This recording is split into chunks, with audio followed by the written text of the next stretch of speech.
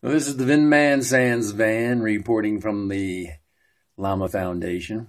This is one of two reports. This is the outside report, what it's like to be in Lama. The inside report will be what it was for me inside to be in Lama. So I came to Lama figuring I'll go hang out with my friend Asha. I'll go up in the mountains, I'll do some camping, I'll do some hiking, I'll meet some friends, and, be in Taos, outside of Taos. Well, that's not what happened. This was a much more intense retreat than I anticipated, and it was a lot like work. Here's the daily schedule, just for example. At 8 to 10, we meditated. That's 2 hours of meditation in the prayer room. It's a great room to meditate in. Then we had an hour brunch from 10 to 11. Then we meditated another 2 hours in the prayer room, and that's 11 to 1. And then we had from 1 to 4 for our solitary time, kind of our free time. But a lot of times there was something going on in the free time that was good for you to go to, like a Dharma talk from Sarah, who's a Dharma teacher, or maybe a tea ceremony with the tea master, or crocheting at 3. I passed on the crocheting one. So even 1 to 3 was not really free time. I mean, it could be, but it was good to go to these things. And then from, let's see, what was next? And that was usually from 1 to 4. And then from 4 to 5, we met again in the prayer room for more.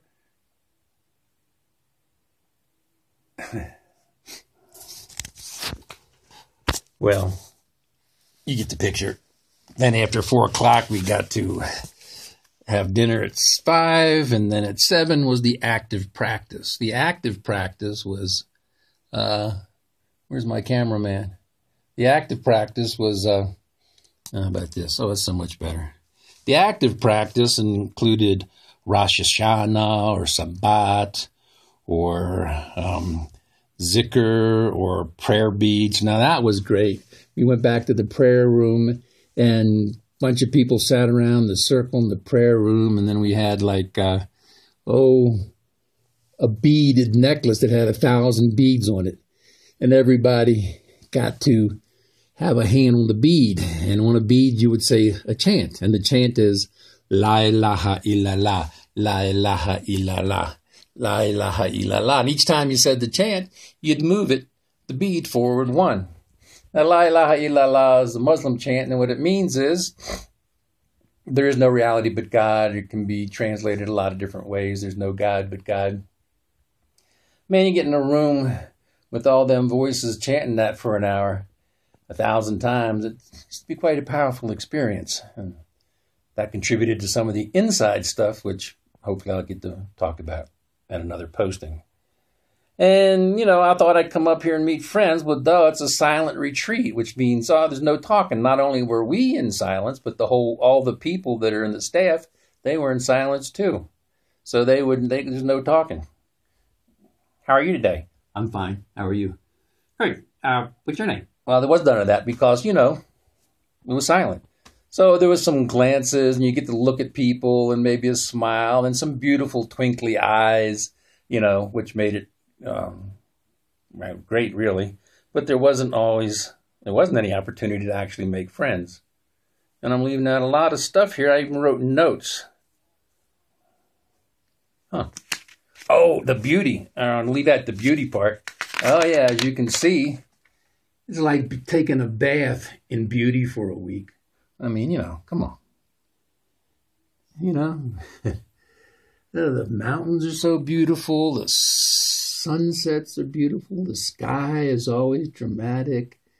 The flowers in their gardens are just incredible. Garden paths everywhere. Beautiful little spring. And wildflowers, a lot of the wildflowers, big fields of wildflowers. If you've seen some of the pictures I posted earlier, you get a sense of what it is I'm talking about. So it is really quite beautiful. And now I'm up in the Hermitage looking down on the valley below, and it's like, wow, this is really, really a cool place to be. The people here were mostly young. The staff was also silent, as I mentioned. The staff is like, oh, I don't know, early 20s to early 30s. Mostly white. I think I saw one guy. Well, I did see one guy of color. Real sweet guy, it seems to be, from what you can tell from not talking. Just the way people move. And look like they all come from middle-class families. Who knows? What can you tell by looking at somebody? But real sweet people. Man, look at that sunset. Woo.